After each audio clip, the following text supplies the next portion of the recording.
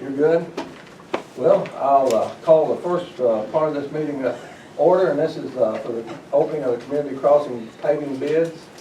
And then we'll be back here at 11 o'clock for a regular meeting, but right now this is, I'll call this meeting in order and let the record show that all three commissioners is here.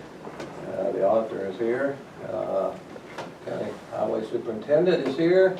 And we don't know where our attorney is right now, but he'll be here, I think. He's probably trying to figure out what room to get into. So, if we've got the bids, that's the first thing that we'll do, is the only thing we'll do. We'll open them up, and again, they will not be awarded at this time. We'll open them up, and we'll be back here at 5 o'clock this evening, is that right?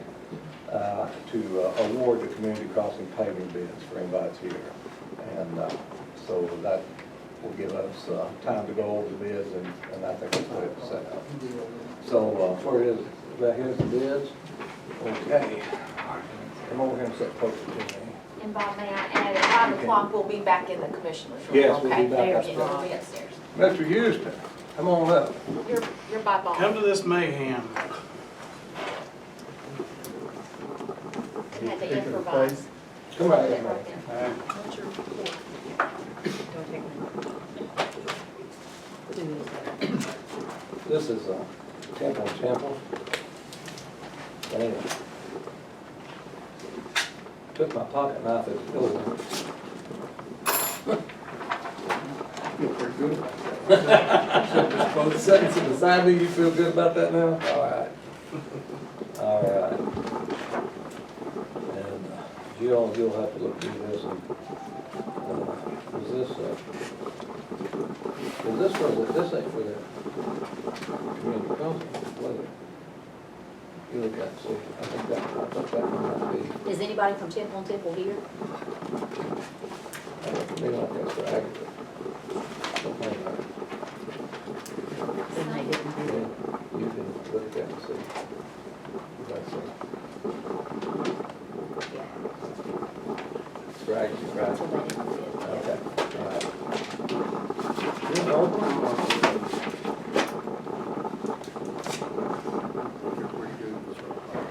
Who is it? This is William.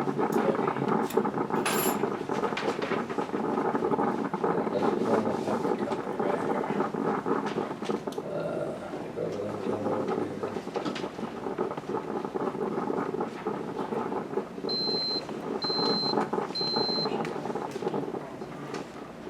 Okay. Or the next two sheets. There's one right here. Total bid. Total bid price for Wingham is $1,227,688.76.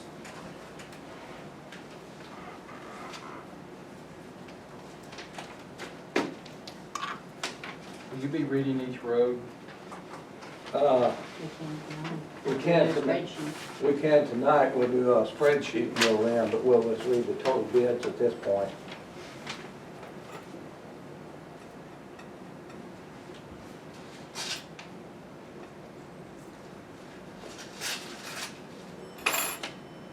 If you guys wanna shoot me an email today too, as soon as I get this spreadsheet, and then I can just email you the spreadsheet and I'll have each road and the company name.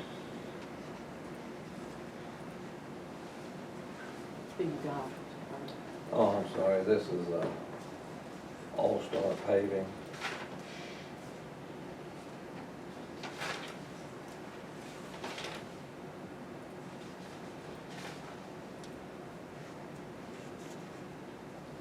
And their grand total amount bid is $1,384,729.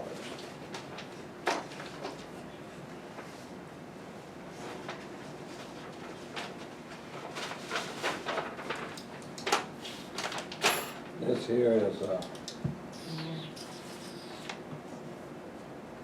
David Merrill.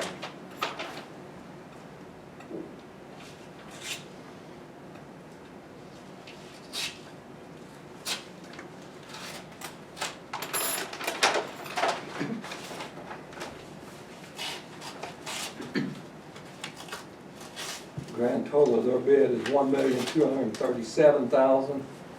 $724.36.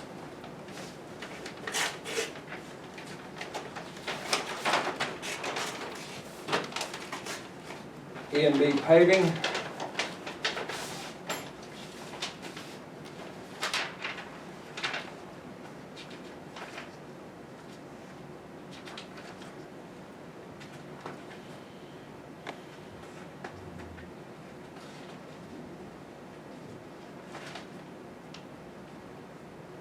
The grand total of theirs is $1,390,819.32.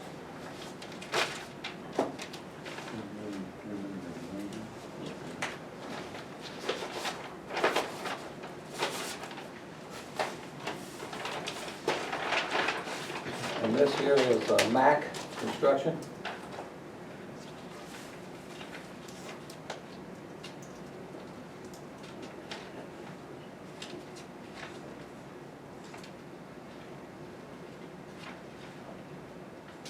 Grand total on theirs is $1,145,386.08.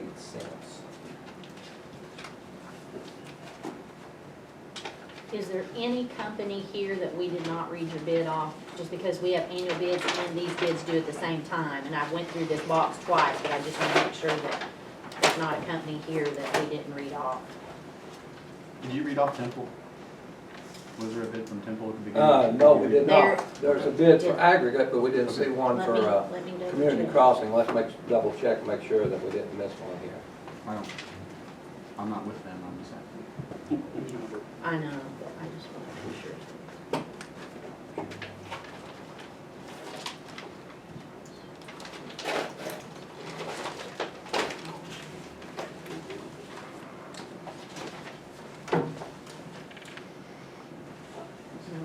No. No, I don't think I've got one. All right, at that point, again, Jill will work to put a spreadsheet together for this. We will meet back here at 5 o'clock this evening for the awarding of it. So at this time, I'll entertain a motion to close this part of the meeting. And I'd like to make the motion. John, second. We'll be back at 5 o'clock. The park's closed. 11 o'clock, we'll have a regular meeting.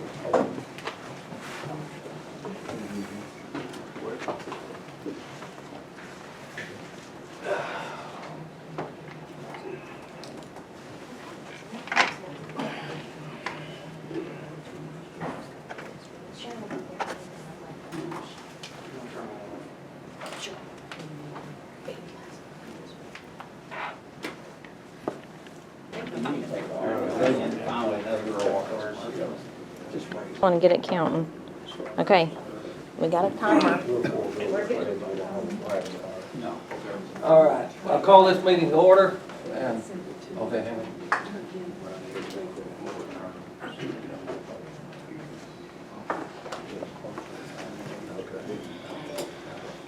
All right, call the January 15th, 2020 meeting to order here. And the first thing on the agenda here is, well, let me just say this, usually we have a window of opportunity, and I'm gonna give that here if anybody has anything that they wanna bring up that's not on the agenda. Now's the time to do that. Yes, I guess that'd be for myself. I asked Tammy about update of things down at Pigeon Roost. okay, yeah, thank you. So it was on Monday. Freddie Maroney asked me if I was able to, had gone, and I said no. That was the first I'd heard really about requesting to go down there, maybe meet with our district forester, who's Matty Westbrook, is down at Park State Forest. Yes, I know that. But I didn't get a hold of Matty before yesterday, and I just went down there yesterday morning myself. Okay. And took several pictures. I'm not sure if this John's been there or who else has been there, but I understand one of you all had also been there to see. But I know there's quite a mess with a lot of dead trees that are there. I think probably, don't want to get a whole lot into that now at the moment, I guess, but visiting more with Matty, probably a lot of the underlying problem is there's a bittersweet, an invasive species, it's called bittersweet, a weed that's there. That's what's vining all up in the trees and probably what's killing a lot of those. And something could be done or needs to be done with getting those down, try to spray them and control the root. But the big concern then is gonna be down the road, then there, all that seed bed of bittersweet that is there, and it's probably gonna really proliferate. I've spoken with Jennifer Kipper briefly out at Soil and Water Conservation. Do they have any programs to maybe help manage that, pay for that? She's looking into it. They certainly would for private landowners, but not sure if that works for county government, on their property. But again, back to the problem of all those trees, I kind of lost count of about 20 trees that are, dead, dying, already broken over. There's actually another tree across the fence that Bob, or John wasn't aware of. But he doesn't have any livestock across the road there at the moment. But the Maddie said, kind of bottom line, yes, we could go meet down there when we want to, kind of do a little more assessment. But neither she or I are like trained arborists, if you would, that might bore into trees to know exactly. There's a few that look pretty healthy, some oaks and a couple of sycamores, but to me, they're large proximity, they're already leaning towards the fence. It won't be long, they're gonna be the same condition as the others have fallen over. So again, I didn't get a whole lot more direction from Greg either, other than I know y'all want to get this scheduled, they're trying to get somebody in there and do some cutting down and cleaning them up, so. You did talk to landowner? By cell phone, John was at work, yes. I actually went on the Pigeon Roost property side of it, but onto him is how I was walking it, because there's so many briars and other things you can't really walk through Pigeon Roost there. And my other concern, I did put it in a letter to Maddie, since I hadn't talked to her, and sent a copy to Tammy and Bob as chairperson, but there are actually trees around the monument, the cemetery, that I'd be more concerned with. If you got a crew down there working, they need to come down, because wind come along, you hear the stories of that all the time. Sure. Falling down and really injuring or killing somebody, so. Did you, and again, I'll spot as Mhm. a forester, but did you see anything, and I've not been down there, to walk out, clown doing that, but did you see anything as far as any monetary value to it?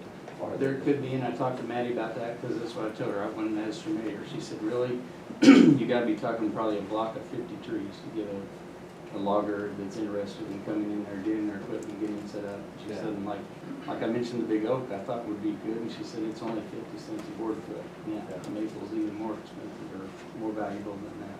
Yeah. So that's probably not viable to go that way, to say, hey, can we get this job paid for by the value of what's there? Because there are a lot of scrub trees, and again, whether it's it would have some firewood value, but whether whoever you hire to come in and do that would help you out with any of that. But probably, if there's a sawmill around, I'm not sure who would, Burton's, Baxter's, who really would want to buy those for something. But there are some. And again, whether you make the assessment, well, let's just not necessarily clear cut them all, although it might help with helping to control the bittersweet and other stuff too. But there's quite a few trees that are dead, and staghorns, what I like to call them, they've already fallen out. You can see a lot of them on John's side where he's already cut them and just left them lay, but they were trees from Pigeon Roost property. So just All right. kind of saying that if you want, Maddie's agreeable that she not go down there and try to do some marking or whatever else you want us to do and look at. All right. And again, I think I talked to Greg said they would do that, but I don't know what time frame they're working on right now, but I think we just said we want to clean back from that fence where they wanted to reach the fence, I think. Yeah. He told me that he wasn't a very good cold natured person, so he wanted to wait for it to be spring probably before they did anything. Okay. All right.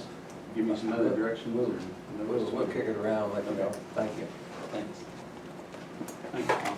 All right. First thing up is the Board of Finance meeting, reorganization and treasurer's report. And we have the treasurer here.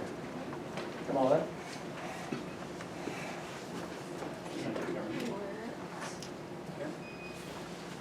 Same as always. So show us the interest combined for all banks.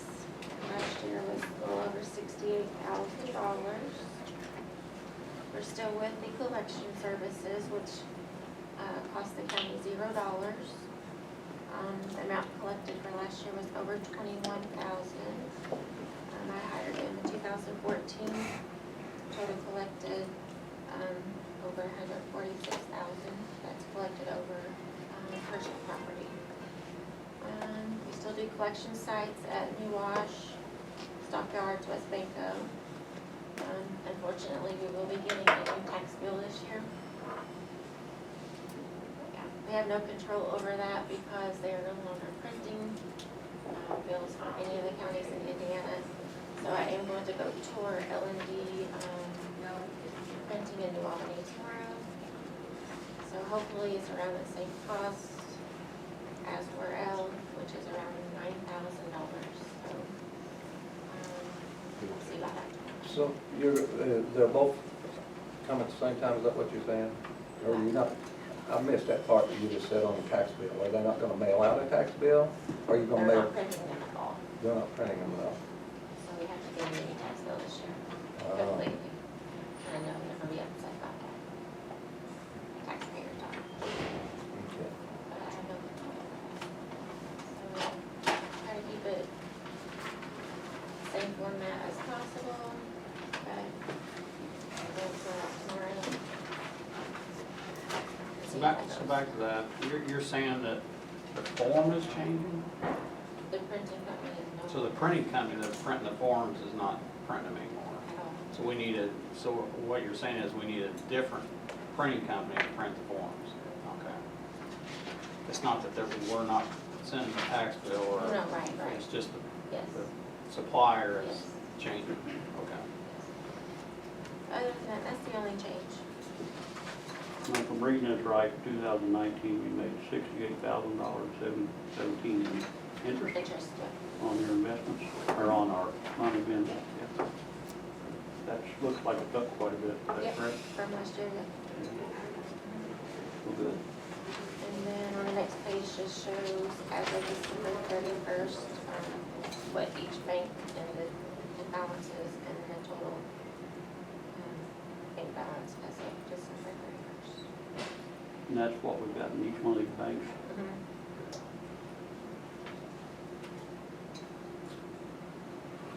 I know you know this is, so, I mean, in the past, have they just used one or two banks or something, but this is like the way they use We have everybody? several banks because they're tax collection sites for the taxpayers, so Okay. we have Stockyards, so it's convenient for the taxpayers to go there and put tax payments.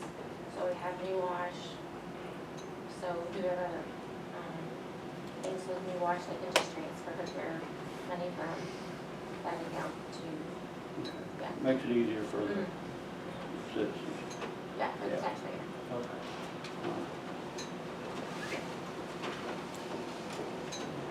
So they don't have to come here and pay it. They just So- transfer from their account to that account. Yeah. So show that the interest that was earned, the $68,000, that was only 12 million total. The bank's grand total, correct? It's month to month, so that's just, I just So it have to add fluctuates. it, yeah, add it together month to month. All right. Any questions on her report? No. All right. You have anything? I hear a motion to approve the report is given. I'll make that motion to approve. Motion made, second. I'll second. I'll make it unanimous. And on the Board of Finances is for them, do we need to do that again this year? You typically. For the officers, we just reorganize. typically just leave it like it was. You can just make a motion to leave it as it was in 2019. And just, we'll just go, I'll just make a note of that, I'll go back to 19, look how it's, it's however you guys wanna do it. but Yeah, well, you wanna- I don't get it. Like it's something we need every day on. Then I hear a motion to leave the Board of Finance for her alone, just the way it is. Who's Second, on the board? Just, just me and her, right? yeah, I think so, it's. It don't matter. That's fine. I'll make a motion. Second. Second, I'll make it unanimous. All right, that takes care of our board of finance, and takes care of this. Thank you. Thank you very much for what you do. I like those numbers going up. Yeah, I they do have too. not, Doing something right. yes, they have their property taxes online. They have not yet, I'm working with Andrew on that, yeah. So hopefully, as everything's still, so that is our goal. All right, moving along here, we've got the 2020 board reorganization for the Board of Commissioners here. I will open it up at this time for any nominations for the board president's position.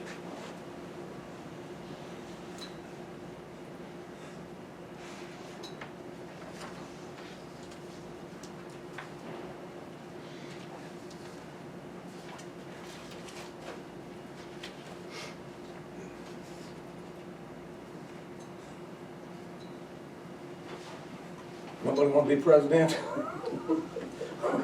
Nobody want to be president? I mean, guys, and I don't care who's president of the board, you know, nominate yourselves if you want to be president of the board, but I don't feel like that, that's just the odd man out here, the third man, that I'm going to be the person that nominates anybody for the board presidency. Now, if you nominate yourself, we'll have a vote, but, you know, I just don't feel like that decision rests on my shoulders here.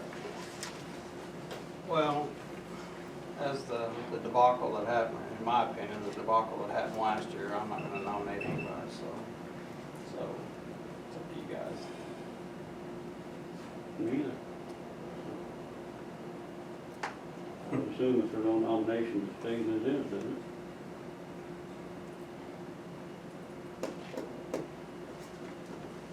I think it would stay that way if somebody moves to accept it that way. You can't just do nothing and it Well, that's slides what's back gonna into happen. the same pit. I think somebody does something. There's no bids, there's no nomination. Well, I'm thinking somebody got to decide that you want to Leave it. leave it like it is. Either you leave it like it is or change it, but you can't just do nothing, in my view. Okay. Okay, Do I hear a nomination to leave it like it is? I'm not making a nomination.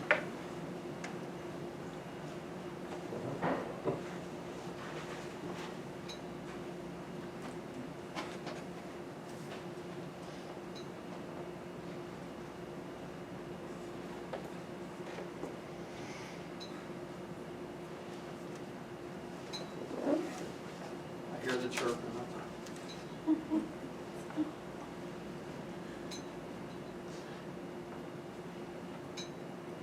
Can you have a nomination from the floor, or it has to be between days?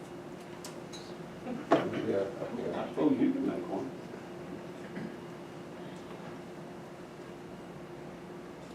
Well, we gotta do something. case big. Yeah. If ever, I mean, if nobody's gonna be a nomination, if you wanna leave it the way it is, fine, leave it the way it is. Nomination. I move that we just leave it as it is, I'll second the that. same it was. All in favor? Leave it like it was. Meeting schedule approval, next, got a list here, do you guys all have that? The regular meeting times will be, and we'll need to set times, but here's the dates, and they're typically held on the first and third Wednesday of each month.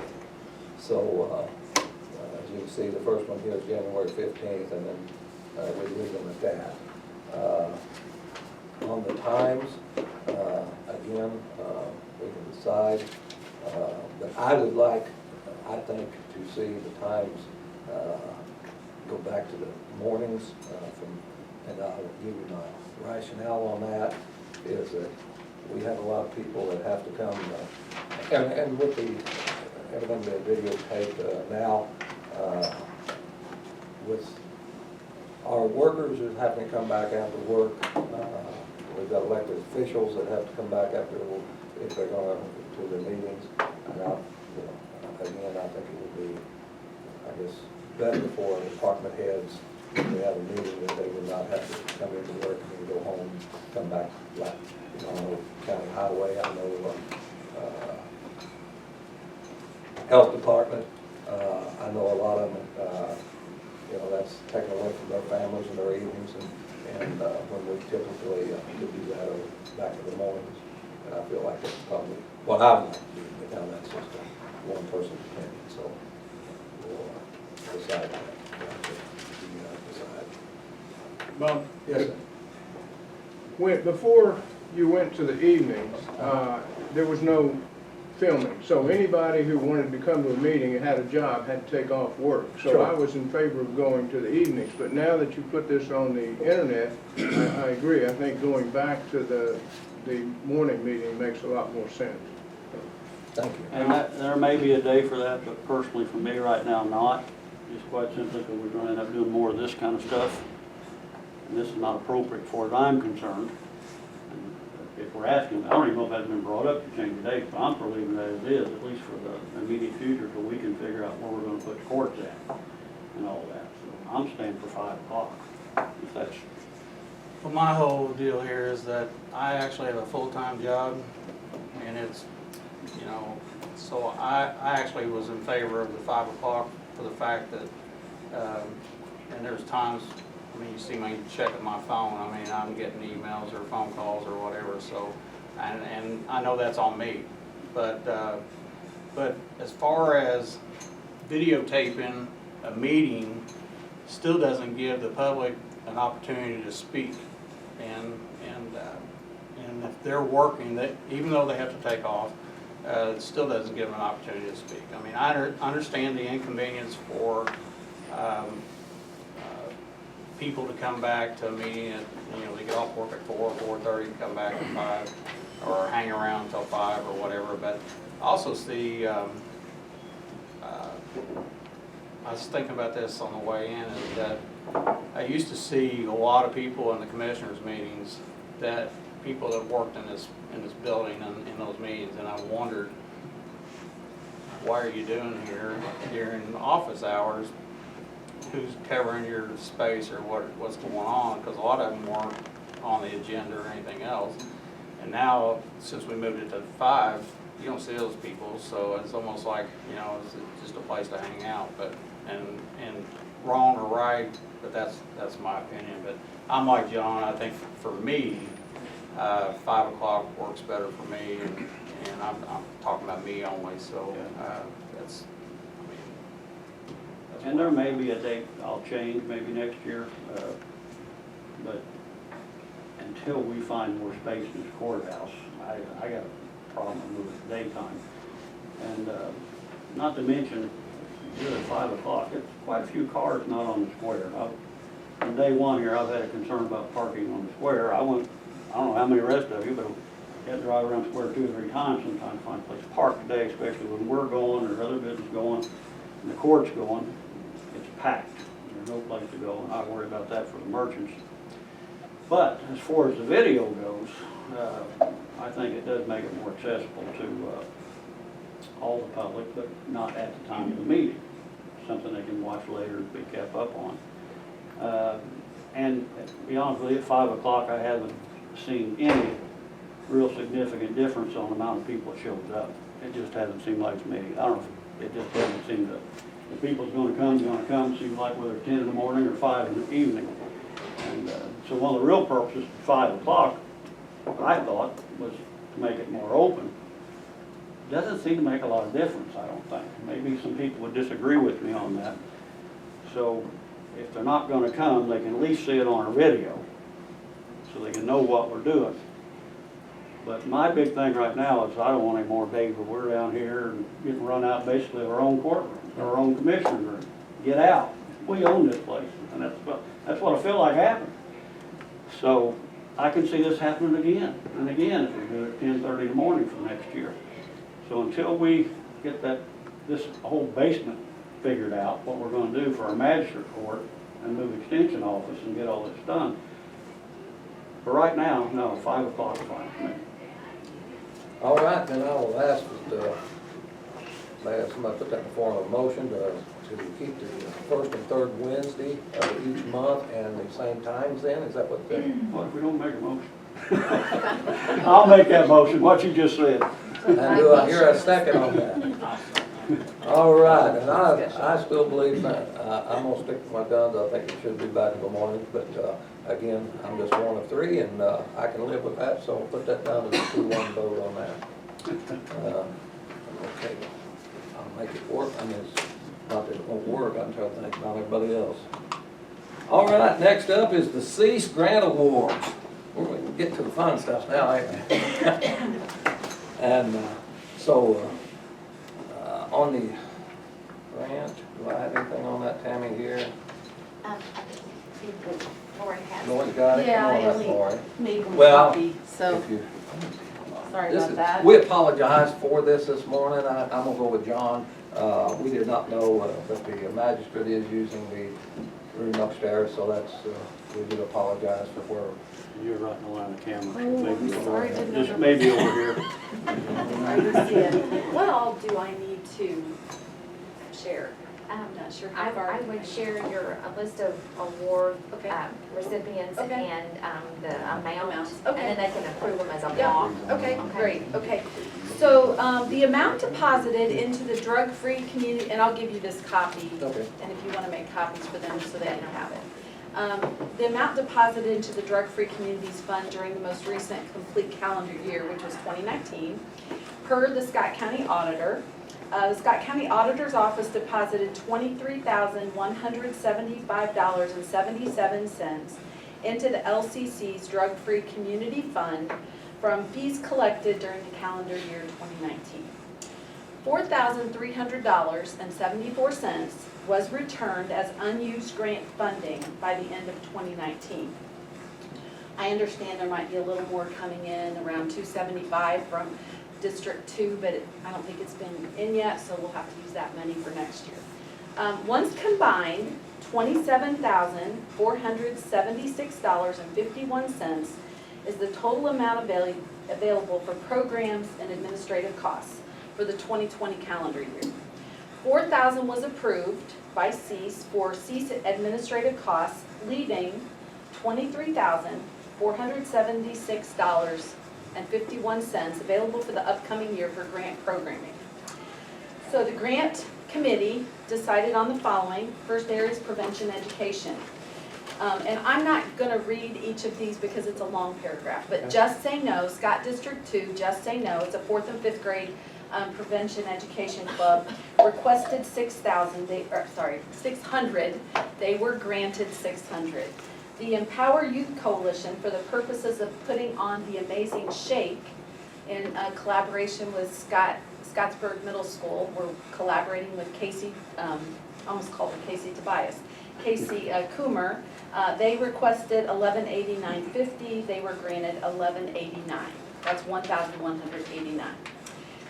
New Creation Addiction Ministries applied for money for treatment transport, $1,500, they were awarded $800. Scott County School District 2 Wide Try Resilience Training for the middle school 8th graders, they applied for $1,798, they will receive $1,198. 4-H Impact Club requested $621, they will receive $521.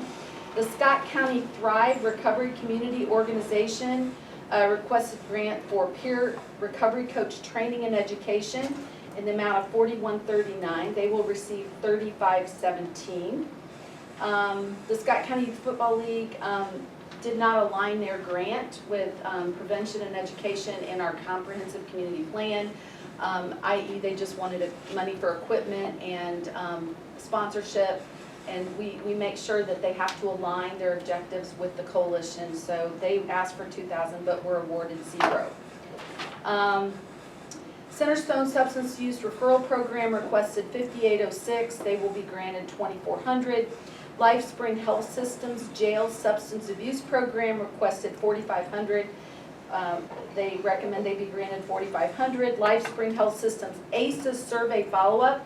So our drug-free communities, CEASE Drug-Free Communities evaluator, Dr. Melissa Fry, is going to be administering the adverse childhood experiences paper surveys in the jail. And this $480 that was requested will go to pay a therapist to be there in case some of the inmates are triggered by answering those questions. So that's $480, and that's all been worked out already with the jail. Stillwater Individual and Family Therapy Services Adolescent Substance Abuse Program, they requested $2,080.82 or granted $245. It's a brand-new program. Gonna get them some time to get set up. National Youth Advocate Program, YMCA Coping Skills Program requested $1,200, were suggested they be awarded $200. Now on to that was the treatment and intervention area, okay, that I just listed. Now last area, criminal justice services and law enforcement. The Scott County Thrive Opioid Overdose Response Project. The Sheriff's Department returned all their money in hopes that we would award the funding to this, and this will be a peer recovery coach going out with law enforcement when there's an overdose. They requested $5,000, they were granted $39.13. And then lastly, the Scottsburg Police Department Substance Abuse and Demand Reduction and Awareness requested $5,000, and we recommend they be awarded $39.13. So of that money, 28% is going toward prevention ed, 28% is going toward treatment intervention, 28% toward criminal justice law enforcement, 15% for admin, for a total of 100%. So all of these grants are described in this, if you want to read it, and the vouch, or the claims have already been completed. And this has been approved by, the Indiana Criminal Justice Institute, and Tammy has received the letter of approval. Okay. Any questions? Anyone got the part? Lori, where are you getting your biggest bang for your buck? Oh, goodness. Well, Not it's really hard to Not stepping say. on anybody's toes, because they're all, I mean, I know all these programs, most of these programs, but, I mean, that's really hard to say because, you know, we've got so many other, we've got state and federal dollars that have been awarded in state and federal grants to the Scott County Partnership, who are implementing a numerous amount of prevention education program in our schools. So, I mean, I guess if you take it all together, it's every area. I mean, I would say our prevention education programming among our youth is very strong. I would say that our treatment and intervention has just expanded enormously since 2015. And then I would say the fact that we now have the Recovery Community Organization working with law enforcement to now put peers, you know, in the jail, as well as they're working on the hospital, in the ER, and then also having them go out to places where there's been an overdose, so to match a peer recovery coach with that person, and we will then follow them through the system, through the emergency department, and then follow them afterwards, the aftercare. So this has been involved in that. I'm on the board with the Recovery Community Organization, so is Melissa. So I really can't say there's one that's, I mean, they're all working well together, and they're all addressing different areas of the. well, I know the health department at our last meeting brought up that, you know, they're seeing some 18-year-old kids coming in, so I'm wondering if, are we getting to the youth? Are we getting to the kids in school that, you know, maybe in a household that are witnessing Right. things that they might think is normal, Right. but is not normal? Yeah. And are they getting it that that's not right? I mean, Right. and it makes me wonder Sure. when you see an 18-year-old coming to get a needle Sure. at a health department, so. This will take a generation Oh, I know. to correct.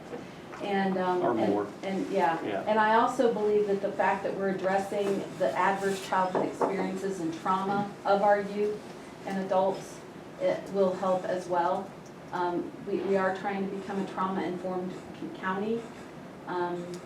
It's just gonna take a lot of time, unfortunately. I wish we could, but you're right. I mean, that child who's been raised in that environment where they've grown up with that being normal behavior Yeah. is concerning, and whatever we can do at the school level is significant, and, Well, if you don't get them young, then That's you're right. gonna lose them. yeah, right. Let me ask you another, and hearing all what you, again, you've got the drug intervention in schools, you've got people going out on the overdoses. You guys have done a lot of wonderful work. Is there anything missing that you could just put your finger to and say, hey, we don't have this, this is what we need? Is there anything that, in this county that just jumps out at you that we're missing, I guess, is my question. Well, the huge focus of the Empower Youth Coalition, which that they just got through speaking at the Indiana Attorney General's Prescription Drug Abuse Symposium. They were set up to come speak with you, but it didn't work out, to tell you about what they've been doing. But they really focused on getting youth involved in resilient, building positive youth activities, because that's what's going to help build the resilience in our youth and keep them on the right track. And that's been hugely significant. Now, it's concerning, there are two things I think that concern me. Number one, that we're at risk of losing the Y, because that's a place where youth are and have the opportunities to take part in resilience building activities. I know that a huge part of my children's childhood was learning to swim and being a part of club and school swim teams. And I've even thought about getting all those parents together and saying, what can we do to save our pool? Because that kept my children on a good path, and it kept them out of trouble. And now our kids don't have a pool. They can't learn to swim, and they don't have club swim, and they don't have summer team swim, and that's very concerning.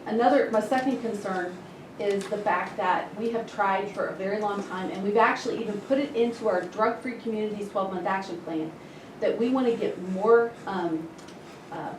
leadership from the business community involved in the coalition, because we feel like that the businesses in our community have a lot of assets that we're even going to take the resilience documentary and show that within several businesses within Scott County, and then have a community discussion about how can we address trauma, and then how can we build resilience among our citizens.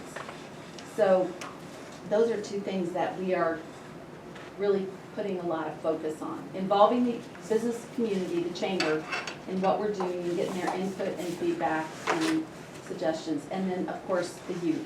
We're going to the youth and asking them for their input. And those two things are happening, so. Good. All right. I don't know, how much progress you're making, but I know you're trying. That's And, for sure. At least the exposure out there to everybody means something, I think, especially our kids, so. I don't know if there's any way of judging what progress is, we just have to see it. And I do know you're giving it all you got, so I appreciate you going, or hopefully we're heading in the right direction. I think we are. Thanks. Me too. Thank you. All right, thanks. If someone would make a motion to approve the list and the amounts. I'll make the motion. Mike has a motion to approve the amount and the ones listed.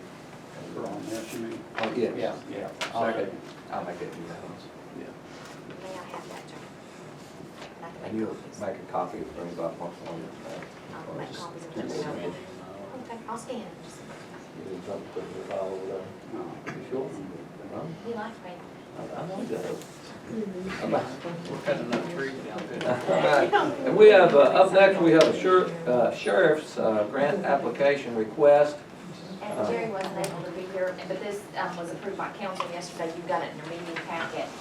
It's the sex and violence against women detective grant.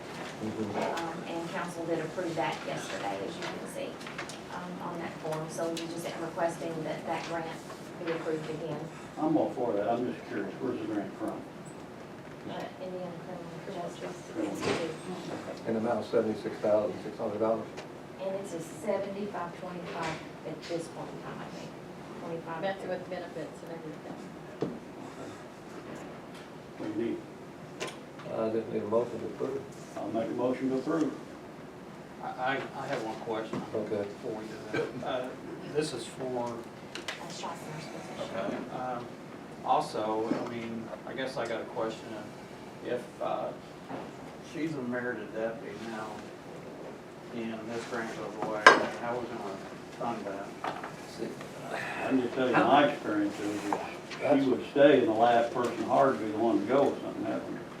Am I right on that, Mr. Attorney? Yeah, I think so. She wouldn't lose her job. We would have to pick it up with the county, and if we didn't want to have that many positions, the last person hired would be laid off. Is that correct? Okay.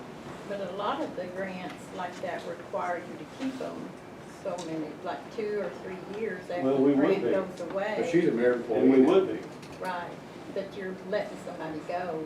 but they wouldn't be on To do grant. that. They would Yeah, be but they're not allowed on grant. grant. It's, It's a touchy situation where you have somebody that was brought in. Well, that's what I mean, I'm not talking personalities here, I'm just talking a position. If you Yeah. bring a position in on a grant, and if that grant goes away, that person goes away. That's how it normally would work. Normally. Used work. to be that way, But but now- us too. Yeah. Now it's not, and so I understand that grant's funding, or funding some of the position, but if that grant goes away, then I guess we're just gonna absorb the rest of that person's salary, or someone's gonna lose their job. That brings me to a question, I guess. Again, I'm not talking personalities, I'm just talking just what you said. Is when you bring somebody in on grant, and I know they can make them a merit deputy or whatever they do, but when you bring somebody in on a grant, and if you go back and just look at that, it plainly states in the minutes, that if the grant goes away, that position goes away. But what I'm saying is now you've got a person, and you're talking about bringing others in underneath, these people will make less money than this person does, correct? So even if you make that person a merit deputy, would that person not move to a different position? You think so? And wouldn't Be be treated doing, like a similar merit position. well, the grant would be just for the amount of paid officer, third rank and all that, I think that comes out of our pocket. well, but again, if you're working off of a grant, if you're working off the grant pays, 75% of their wages, if you've got somebody that's making, $50,000 a year, and somebody's making $60,000 a year, it's gonna cost us more money to fulfill this grant, out of our pockets. And that's what I'm saying, is how do we, is there any way to combat that? No way? To say, if you accept the grant, you can't. Does that include pay raises and? See, and that's what I'm wondering, because does that person, Right. once they Yeah. become full-time, I mean, even on a grant, they're entitled to the pay raises, I assume this, Right. just like anybody else, so it's going up every year, but is this grant going up to cover it? That's what I'm wondering. It may not. But a lot of the grants in the past, it's been like So the certain match years we is pay. 75%, so the We match pay- goes up too, if their salary goes up. Well, that's what I thought. That's Right. Well, what, but is that's, it? is it the base of the grant though? The grant goes up every year, or That is it a should be baseline grant? But They sometimes pay in the past, it's been like, we do 25% this year, we'll do 50% next, we'll do 75% until we're paying 100%. So at that time, we have found the money to do it, so normally they've been put on. But the grant, the base amount for the grant, does it change? It Yeah. takes the budget and for increases and wage increases, and then a lot of times. That's No, why I'm not- they, I'm that's not- why they have to It's apply for it income. every year, So because they have offset. benefits increase I and understand, wages. but maybe you already answered it, but you're saying that every year or every time this grant is renewed, the balance or the base of the grant is the same, or it increases? It It increases. Cost of living Yes. increase or what, okay. With And- wage increase, benefits. Correct me if I'm wrong, Bob, but it's only good with the sheriff's office for the thing, anybody other department is not merit. That grant, those people could go. Yeah, they could. Right, This is just a sheriff. They're not merit employees. right. So that's why she would stay and the less person hired would go. And then a lot of her match is in kind. So it's matched, not with necessarily, it's matched with money we're gonna spend anyway. Okay. All right. All right, so, Confusing worse than ever. I'm still back to the, motion. Do I? It would make things more confusing than ever. No, I mean, I understood, I just didn't, I was wanting to make the point that we have we have people that are on grant-funded positions, and they're merit deputies, so no matter what this grant happens, they're staying, and somebody, they either find more money from the council, or someone's gonna lose their job, so, but anyway, I'll second that. I'll make it unanimous. You need my signature here. I- For them. Yes, and you can just hand me that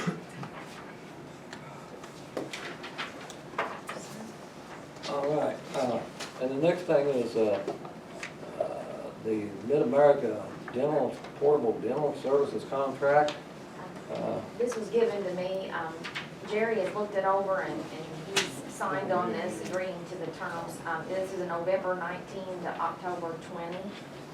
Figured it needed to be ran by your board to make sure that you guys agree. This is who he is choosing to contract with for the dental services over at the jail.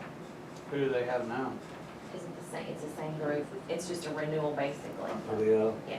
These people come right into the jail. They do, they come make a visit and, I know that's, And he's trying got, to take them out is, okay, and he's got, the money's in place to cover this, correct, yeah. and this through is- his budget? Okay. I'll make a motion to accept it. Motion made, Mike. Second. I'll make that unanimous. And if you'll just sign, This one? verify him on the back page and give me that, that'll work. Just over top of him. Yes, that'll be fine, Bob.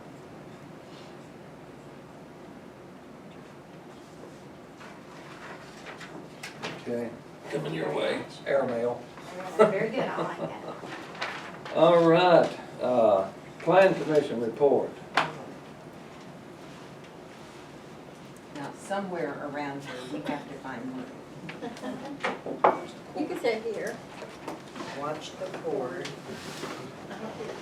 I sit back here. You can sit there, that's it. Okay. Go ahead. Okay.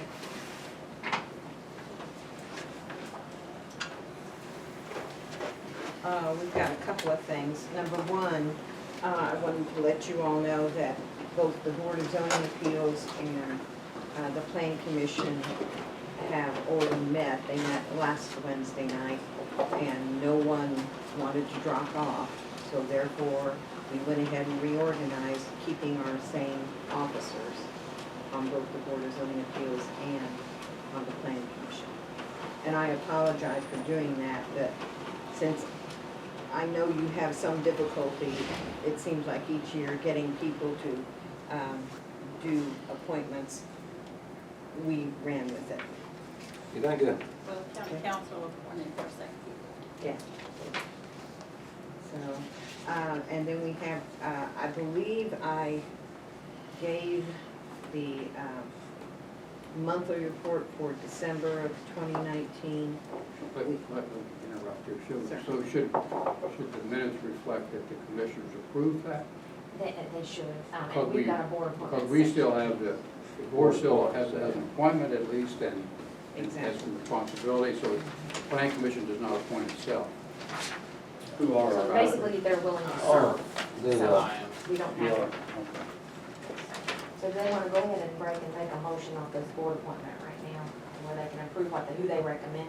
I don't care, whatever you want to do. We have, At least get done. well, actually got more than that. We got, of course, Mike's on there. You got Pat Bridgewater, John Hauser, Gary Green, Doug Andrews, and Mike Everett.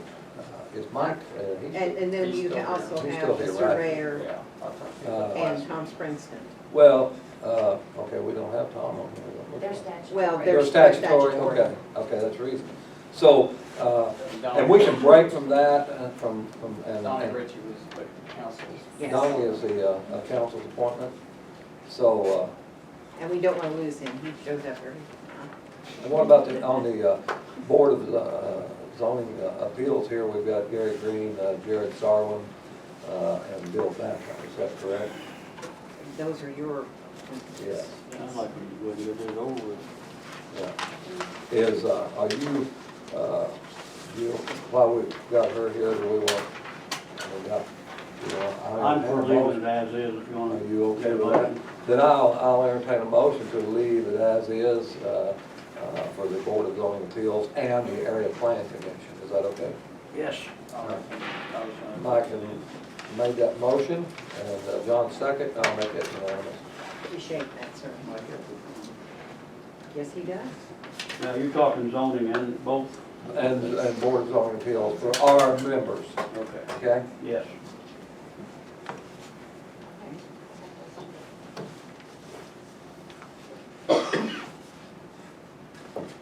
Right? Yeah.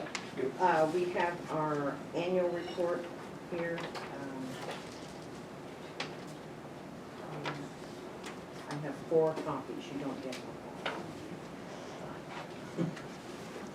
And with that, I've got comparisons from 2017, 2018, and 2019. Of course, 2018 numbers are skewed because we didn't separate from the city of Scottsburg until July 1 of 2018.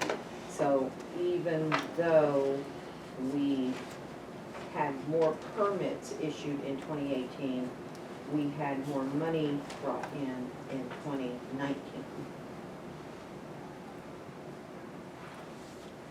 Because I'm people were assuming that's building. the difference in whether it was a commercial permit or a Yeah, residential we had permit. one commercial permit, which really helped. I mean, our fees has not increased that much, Oh, correct? no, Okay, no, that's no, what- no. yeah. But people are building, Square footage. yeah, the square footage is Okay. a lot more. Okay. I mean, when you add 59 pole barns to the county, And most people living in them no, they aren't, because then they're houses. now. I know. And then Mike also prepared a report, which he will distribute.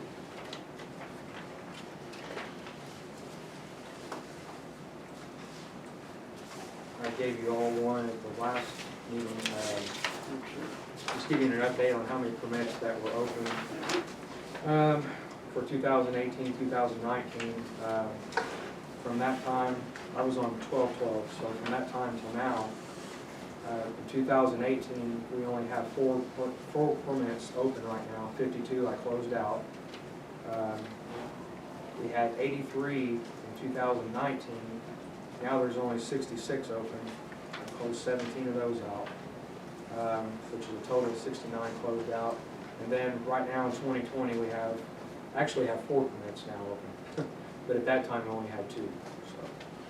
You say by open permits, you're saying that the work hadn't been completed or, Right. and The job project hadn't is been not signed Project off? either hasn't started yet, or it's in So they, one step or the other process of it. all right. Which I've called on them and checked on the ones that were static, just to see if Is they there a started. statute of limitation on that? So as long as you got paper and it's still. Yeah. I mean, you can apply for a permit and then 6 months later start the job, Yeah. fine. It's just that, somebody may be waiting on a contractor, or maybe they special ordered something and they're waiting on a special truss or something like that, So there's a lot of different factors that can involve with that. All right. Do you have any questions for Mike? He's really been busy.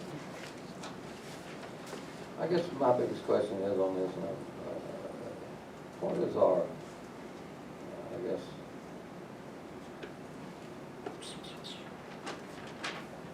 the legality? We have people that's certainly not adhering to our area plans, and a lot of that's been turned over to area plan. And where are we at with that? I mean, we've got people that's living in campers and that kind of stuff. Oh, well, and I had that down, we've got ongoing violations being investigated. Whenever, generally they're called in. Sometimes we have a walk-in. Well, if it's a walk-in, I hand them a violation form to fill out.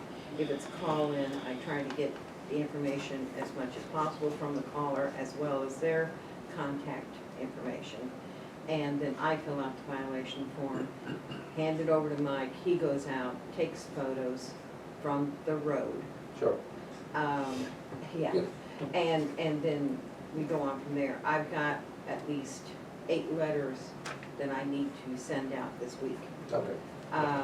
So, But one good success we've had, I got one letter out last week because I was getting several phone calls on Eads Lane, where there are 2 campers. That's fine. Okay, there was one really nice fifth wheel, one of the big campers, and sent a letter that was the land was being purchased from Steve Albach, Indiana Land, and I've got a real good working relationship with his office staff now, and they apparently let that gal know immediately, because she came in yesterday and she said, I'm so sorry, I didn't know.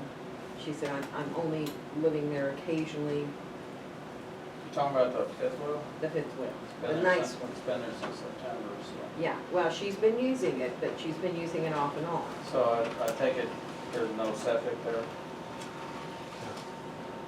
No electric? Yes. Over Oh, there. no, there there's isn't, no because she's the one that's got the That's generator. why the neighbor called me.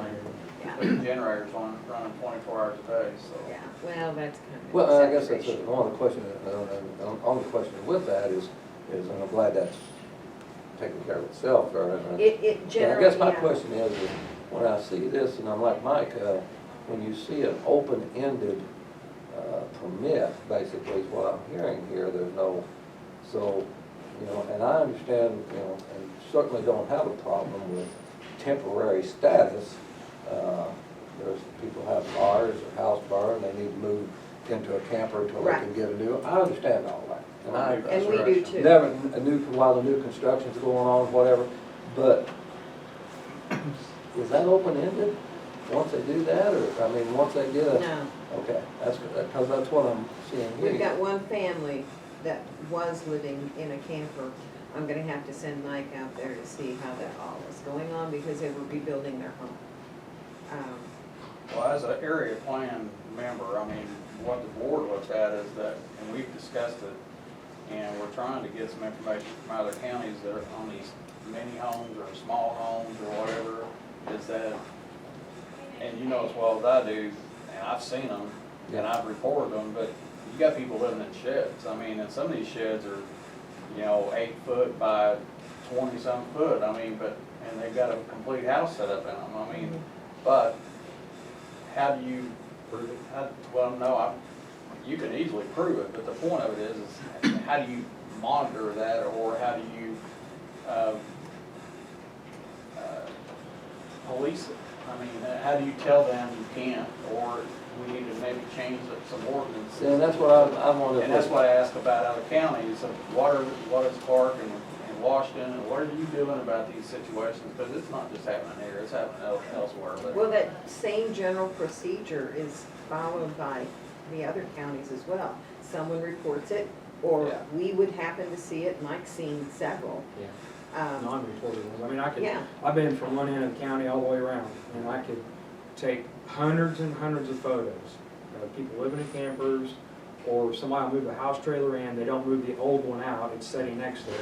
There may be 2 or 3 of them sitting there, Yeah. and it's getting worse. And even if It is. you guys take action, these people can appeal it to the courts, correct? well, you can always. Sure, go to yeah. court. And well, my point of it is, maybe I'm hearing wrong, but I'm hearing the courts don't always We don't agree ever with win. us. Huh? We don't, yes. We don't ever win. Area plan. That's what I mean, so Yeah. where do you go with it? That's why I said If they're not- maybe we need to readdress some ordinances. to at least get the courts to, maybe we should listen to what the courts are saying and adjust what we say. Well, I think I mean, and this is where I mean, this is where I fall on that, and it's hard as someone, I guess, of authority to look at a landowner and tell them what they can or can't do on their own property. I mean, you know, we live in America, and I mean, you buy your property, and within 99.9% of the time, you can do whatever you want on that property, but you have to have some rules. I mean, and sometimes our rules are ancient, and they need to be updated to some new rules. I mean, so, and that's why these mini homes, I mean, ours, I think state's 900 square foot. Those mini homes aren't 900 square foot, it's lucky if they're 500. I mean, and so. Well, you're supposed to have 950 square feet of living space. I've got a gentleman that just came in yesterday, and he doesn't want that. Lives by himself, he's got medical problems, he doesn't want a big house. So I said, you know, I finally wrote him a letter yesterday saying, here's how you apply for a conditional use variance based on medical. You wanna go for that? Go for it. Present your 600 square foot home idea. And there's also a stipulation in the building code as far as what size bedroom you can have. That's what it is, a minimum size. Well, also, what constitutes a bedroom is it has to have a window. So, A working window. yeah, so anyway, I think as a board, we probably need to look at the legality of how much backbone do we have in our ordinances and how much we actually want to push. Well, again, I think I think we probably needed to update them, but he was right a while ago when he said that, you know, I'm not, again, you can't, you hate to tell people what they can and cannot do on their property, but then again, the reason that I think you've got to have rules and regulations is for the, you know, most, 99% of the people will conform. It's 1% that's probably going to cause you to grief, so if you don't have something in place, then that's going to cause, you know, Well, I don't want somebody else to walk on, tread on somebody else's rights either just because they don't want to follow the rules. Yeah, and I look at that as not, we're not, our goal is not to protect that new person's right, we want to put a place in it, to protect the neighbors and the whole neighborhood. We wouldn't want to put a little trailer into a nice housing division. So And where most does of the the rights time- come and go? I mean, I think, you know, I have, where I live, I have certain things I wouldn't want in my neighborhood. And so that's where neighborhoods, I think you guys have to notify all the neighbors and do that. And most of the time, it's the neighbors that are complaining. We've Sure got- it is, yeah, we've got a that's camper where we get our on- complaints to, Yeah. yeah. Really? Yeah. Oh, okay. Maybe you just take what's priority and work from that, you know, get together and find out, you know, what we think is most important to work on. Because you're not gonna solve them all at one time. You know, Right. what's most important, what's affecting our county the most. You know, because you've got cars too, junk cars. And that's an environmental issue as That's well. the sheriff's problem. Well, actually, it's Right. No, No, it's our When problem. did it If it's change? on private property, it's our When problem. did it change? It's the way the ordinances are written. Not when I was over there, it wasn't. actually, Bob knows that. I had a responsibility to go out and tag them. Yeah. But it were, they should have been on public property. No, private property. Property there, but- Some of them were abandoned as opposed to. Okay. see, Well, that's they're- the other part that I would like to see changed is that, and I think the city of Austin changed their ordinance and said that if you have so many vehicles on your property that are not tagged, that you have X amount of days to get them off. You That's can't- what in that's what ours operable. says. Yeah. Ours says that now. Well, but I tried to send somebody out, and it wasn't the sheriff's department, but I tried to send, I'll just say, I sent Tim out on 356 to a property that had multiple cars, and I got a complaint. He said, I can't do anything about cars. I can do, if they had trash, I could cite them saying, and even send somebody out there to clean it up and bill them. But he said it goes to IDEM. It goes, you know, that IDEM's the one that has to come down because it's, you have oils and gases and everything else going into the ground, and then it becomes IDEM's issue. So I don't know, it sounds to me like there's a confusion, but the point of it is, you know, we're starting to see a lot of that. Well, I'm going back to my time, and I know Iowa was there, and there was an ordinance passed, that authorized the sheriff to take care of these problems. And we tagged a bunch of cars, and it ended up going to our attorney. So unless we pass some different laws, it's the sheriff's problem. It did, it fell under the sheriff's department, I remember. Yeah. And it's gotten very difficult. I'll get you So a then, I'm copy. gonna- That's Can a you get the ordinance? 2002 ordinance that we're working with. Yeah. I will get you a copy of that, John, because it says in there, if it's parked on public property, sheriff's department can do it. If it's on private property, it's our problem. That's I not the think, ordinance I I think have. that John did some, I think we did, we didn't look at all this. Okay. We haven't saw that this Yeah. That's true. All right. And we didn't solve the thing either. morning. No, Move forward. I also have copies of the Board of Zoning Appeals agenda and the agenda from the Plan Commission. And I wanted to pass those out because we had something interesting happen. We had a couple, the gentleman is a disabled veteran. He and his wife asked and received a conditional use variance in October because they wanted to build a pole barn and put a small apartment in it for his parents to live in, and the parents are in failing health. Well, then after he got his variance, then he went out and started checking on prices, and he is priced out of the, he said, I can't afford what I wanted to do. So he came back to us and said, can I substitute a mobile home on the property? I said, let's take that to the Board of Zoning Appeals.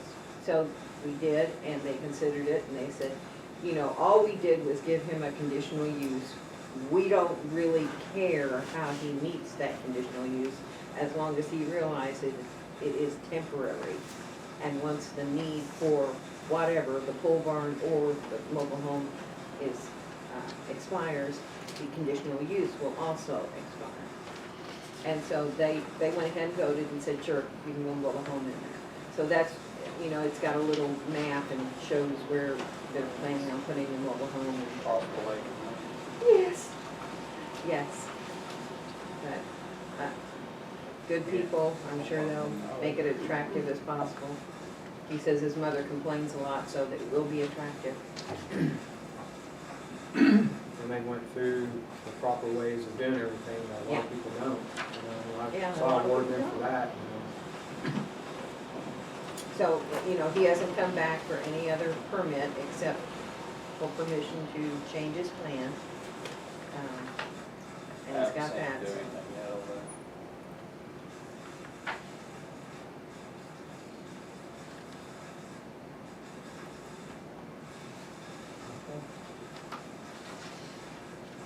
Might also bring up, one of you indicated that our ordinance may be a little out of date. We've had an inquiry about a crematory here in the county. We've had an inquiry about establishing a private family cemetery. It seems as if both of those issues are going to have to be presented by whomever wishes to do that. It's going to have to go to the Department of Homeland Security. The gentleman that wanted the crematory owns the property, lives down in Kentucky. And he says, well, we don't have to do that in Kentucky. I said, okay. Kentucky. Kentucky. So, Across that big body of water, you moved over. What, on the family cemetery, isn't that governed, I mean, that's governed through the state, isn't it, on, for family cemeteries? it's interesting. It's, yeah. Surely the land. You all may need should be to, surveyed you all out. may need to decide on that later, Yeah. so we shouldn't discuss that right now. All right, very We good. shouldn't discuss that at all. All right. Why would we keep you around? Well, just woke up. All right. Also, want to let you know, we are going to shred, we got the approval to shred old documents dating from 1969. And so that will be occurring next week. And it will probably cost upwards to $300 because we're going back so far. Way it goes. Shred, on the shredding, Yes. is that just extra because it is more? Because don't we have a contract with somebody that comes in and? No shred. Well, several departments do, and I now, I had to sign a contract for this. Okay. But they just have not shredded anything. I mean, it's going all the way back to '69. Okay. And all it is like, you know, you get your permits for your home, and all that. And we should only be able to have one year to turn over each year. Yeah. Yeah. Get rid of it. Yeah. After this. Now we've collected legal size long boxes, there's 22 of those, and how many small ones I were think there? 14 small. 14 small ones, so. All right. Yes. All right, anything else? Dollar General's open now, everything's Yeah. good with them, so that's all finished. We've got an extra desk down there that if any other department would like to have it. It's actually in the small office that's way in the back, and it's got 1, 2, 3 mechanical doors in it, as well as the entryway door. And Mike looked at it, and he says, you know, we really shouldn't even have this desk in here. Because if you wanted to open those mechanical doors, it would hit the desk. I believe the two on this side, which would be the west side, I think have electric panels back there. Yeah. The doors do not swing all the way. I know that's a no. So we're gonna work to Fire get marshal rid of that comes in and desk. sees that, he's gonna tell you to move it. All right. Other than that, we have nothing. All right, thank you very much. Appreciate it. How about the, Are you going to make a decision on the building commissioner? It's on the agenda here. Oh, I'm Only other thing I was gonna tell you all, we got a thing through the office yesterday. gosh. They're just doing a report and study right now. They're gonna possibly redo the bridge out here on 356 and 31. Or the Lion Church. you know there was a and bridge Dollar there? General. There's actually a bridge there. There is. I didn't know it either. There is. What's It that runs one? diagonal, 356. 356 and 31 south. the intersection. And the stream actually goes through the intersection. Yeah, It's diagonal. It's called Tree Creek. It comes down south on the east side and then cuts I know, I was and heads considering- south. What I to the missed, west is side. something getting ready to happen there, or? They just want to replace that Fix culvert that? bridge, yeah. It's structurally falling apart and it's just needs to be. That may So close they're that just whole replacing the intersection. culvert, or they just replacing, are they gonna replace They the replaced the whole thing. whole intersection? Yeah, the whole bridge. That probably caused quite an interruption, but it's probably good. It looked nice afterwards, though. Yeah. Hopefully they'll Yeah, widen they put it up a little guardrails, more. probably widen it and may make the intersection a little safer too, so. Next step, hopefully, will be a light. Yeah, they may do that. It is gonna be Same time. we ain't gonna do one of these numbers, are we? No, they haven't suggested that. They haven't yet. All right, we're gonna move forward here. We got the consideration of the minutes for December the 18th, 2019. Has everybody had a chance to look them over? I'll make a motion. Second. And that's unanimous. How about the payroll docket ratification? That's for State Board of Accounts for Tammy, I believe. I hear a motion to ratify the payroll. I'll make a motion. Second, and I'll make it unanimous. What have we got? December the 19th, and January 20th claims considerations. It's kind of a hybrid, you guys have had your mid-December meeting and approved a lot of December claims for year-end push.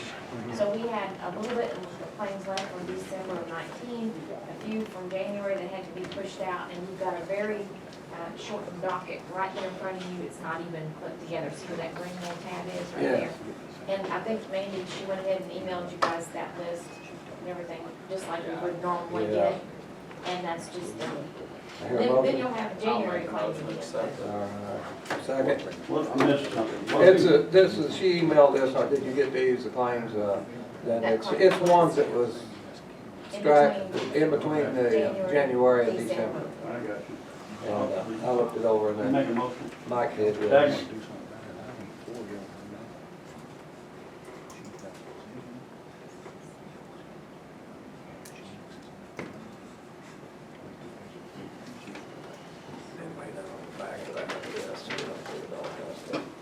All right, that's, what about these duplicator sales claim of Crowley Company? You've got copies in your packet of those. These are just oddball little claims that didn't make that batch, that needs to be paid. Yes, you do. The first thing I believe is Maryland, I think it's Maryland, duplicator, sales and service. It's due by 2/1, so that's not gonna make the next meeting's batch. So we're asking for it to be approved to pay out this weekend on urgent on Friday. I'll make a motion.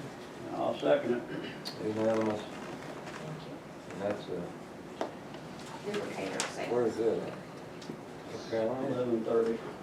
It's $41.35. Stand it, actually, maybe I've got it in. Yeah, I got it, yeah. Where'd you burn up there? And then I'll get you the sign ball if you guys agree that. It would happen in the hallway. You make that unanimous. Yes. You need to sign, I'm gonna airmail you back, okay? I'm not a very good airmail. Thank you. Back to you, right? Thank you, John. You Get come Robert in Drury handy. here. That's what I just signed, I think. Yeah, it is. That's Yeah, all I right. didn't have no very good too. All right, And that's one. this one here. Next up is, the Crowley Company claim, and that, is an amount of $1,150. And then a $200 one underneath that. Oh, there is, okay, yeah, so, And there's a little note in the corner that says there are 2 claims attached, a total of $13.50. Prices are firm, and if they're, we need to pay this early so we can keep that price. And that's the microfilm contract. Got a motion? Second. Unanimous. What about the IU physicians? That's paid, is that grant? Is Yes. that what it is? Yes, That's in the amount of $1,906.82 paid to the grant, IU Health Doctors and Grant. we have not received the funds as of yet, but we want to go ahead and get this process through and approved, so when we do receive it, we can pay that $1906.82. Motion? Nay. Second. I'll second. Unanimous.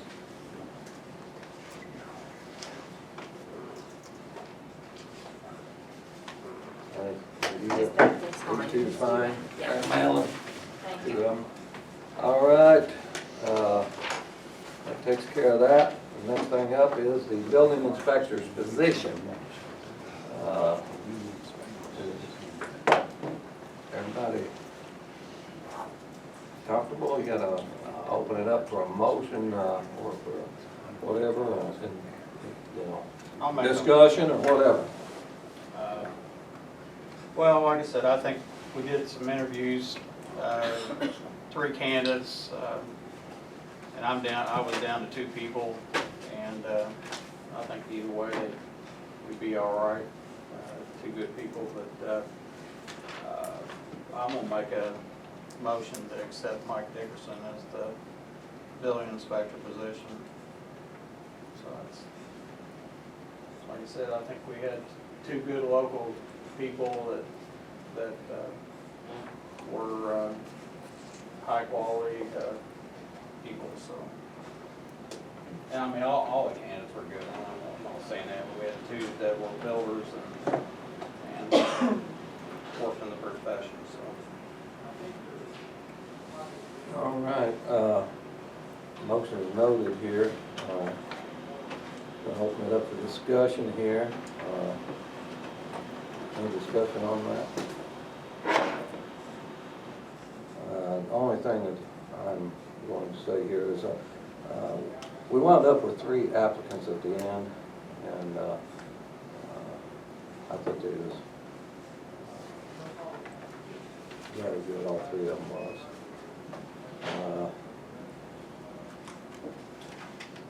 Do I hear you have anything you want to add? Do I hear a second on the building inspector's position of Mike Dickerson? The nominees on the floor for Mike Dickerson for the job. I hear a second.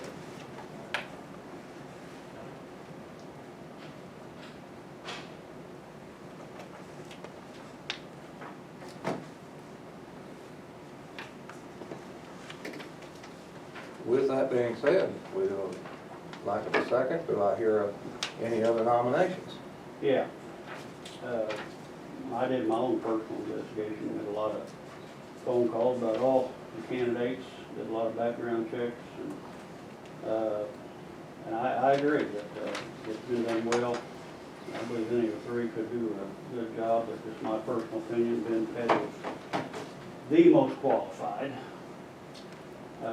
All the references are overwhelmingly in favor of him. I just think he's the best, and I'll make a nomination for Ben Petty. All right. Noted. Ben Petty's got the nomination at this time.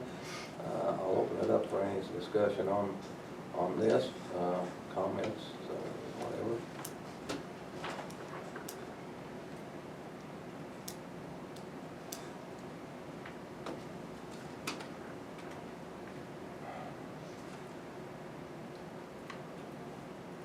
I'll open it up for a second on the nomination of Ben Petty.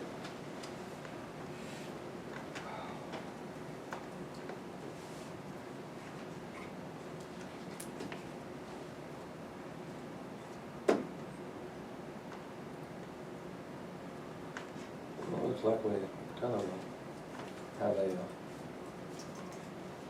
dilemma here. I'm gonna tell you, I'm gonna give you my opinion. I'd like to say, I think all 3, any of them. Now, I don't know how we settle this here in a minute, but the one thing that I do say, if we follow our handbook. And I think we do have handbook procedures. I think the third person, myself, of course, was in-house, and I think that person should probably be looked at for the job. And that's my opinion, because if you're gonna follow the handbook procedures, that is the procedures that says that they should be looked at, and that would be, of course, Josh. And I think that he would be, you know, he's paid his dues. I think that, and it's quite a bit of a salary increase for him, and I just feel like that that's probably where I would be at. Nothing, again, on either one of the other two, I think they're wonderful people. I think they do a wonderful job. But somewhere you got to be able to separate and do something, and that was where I'm looking at. But again, I can at that point.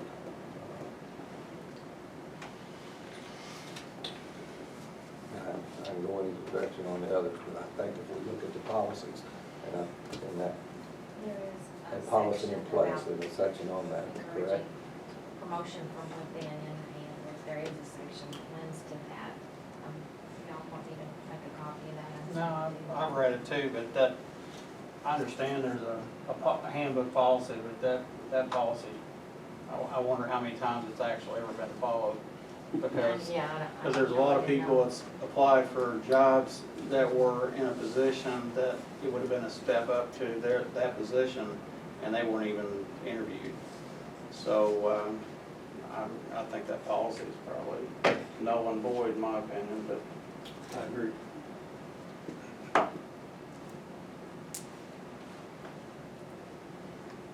But I will say this to add to that, is that I believe that if a county employee wants to apply for a position, I think that county employee should get an interview.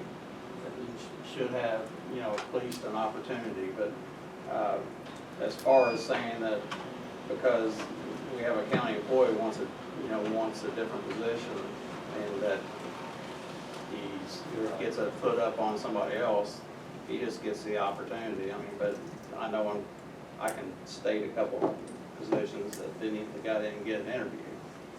So. And no matter what we do, I think we're coming out okay. Oh, I We do got too. good candidates there. Anyway, my motion made. And there is a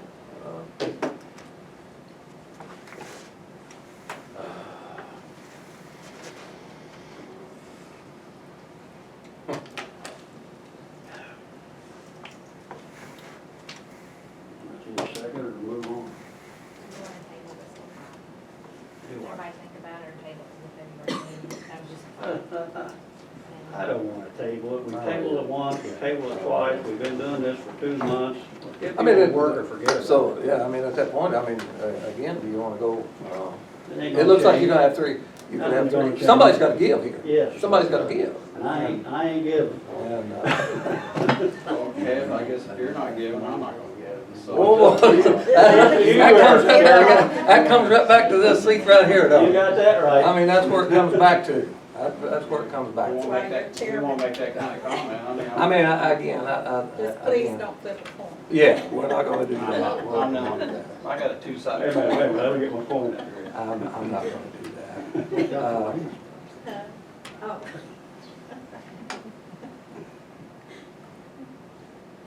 I don't. You do one or two things, we can wait till the 5 o'clock, but at 5 o'clock, I want to vote, and I'm not going any farther than 5 Let's o'clock. get it over with. It ain't changing. I mean, Well, I mean, But I don't think, I mean, if that's, if nobody's willing to give right here, because like I say, I think that under this position, and I can't speak for what other positions, but under this position that they were hiring for, I mean, you know, it don't require that you are a builder, it don't require, you know, because the man in there before wasn't. ain't a bad idea. But it's not a bad idea, but you gotta know the codes, you gotta know the things. And I think at this point, the guy that we're talking about, Josh Caldwell, has been here in our maintenance department. make And a motion. I think, well, we got 3 motions on the floor and they all. No, we didn't We've get got- a second on the first Well, one. we ain't got a second on yours. That's what I'm waiting And if on. I make a motion, Get it then over with, You yeah. know, if I make a motion on this, then we've got 3 motions on the floor and none of them's got a second. That's right. So at that point, we've got to decide how we're gonna do this. Have you made a motion? I'll make the motion that we'll put Josh Caldwell in position, I'll do that. Based off the fact that it is a step up for him and a pretty good salary increase. I'll second that.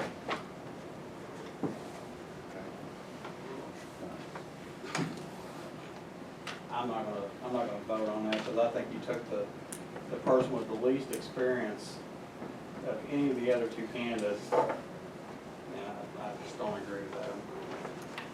So no, I'm not even gonna vote, I'll vote no, because, I mean, I like Josh, but, you know, when we were in it, no. Well, So you got a person that absolutely doesn't know the codes, and you're putting him in a position to run, you know, a position in this county for that, all it is codes. So, And the person that went in the last time and the time before that didn't know the codes either. that's fine. And so, you know, at that point, I believe if you're following the handbook The handbook procedures, doesn't say to give a county employee a job. That, it says that you should look within. that's right. That's what it says. So let's go to, We're not. I can go to, I can go to. Yeah, we don't need to. I can talk here. I mean, we can move on, but I can talk too. That has happened in this county multiple times, that people that are, you're saying by the handbook, should have got a job. They didn't get the job, they didn't get an interview. So that handbook, phrase or paragraph or whatever you want to say in there, it says county employees have a leg up on somebody else. They don't, because it has happened. I mean, precedent has showed that it doesn't happen.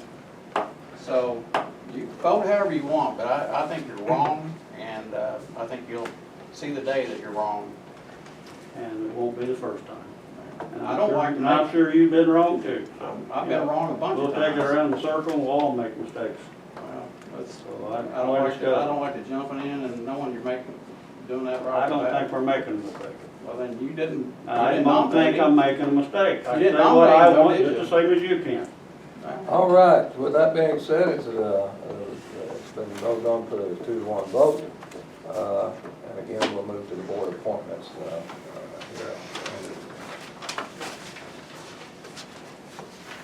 Looking down the board appointments list, does everybody have a chance to look at them?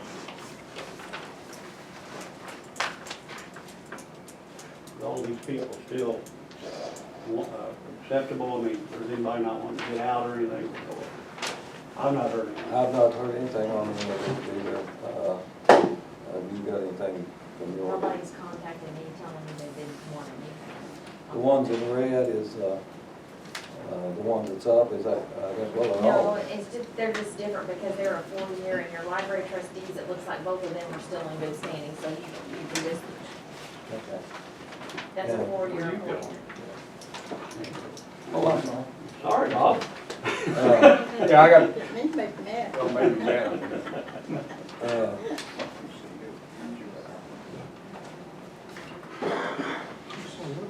You wanna take them all at once, you wanna take them individual, how you guys, wanna I'm do sure it? none of them are gonna change, so I'll just make a motion to accept them all. I agree with that. I'll make a second on that. I'll make it unanimous.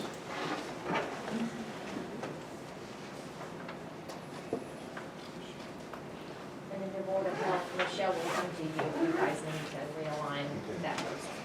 Yeah, that'll be, There's a, okay. I figured you'd be on that one.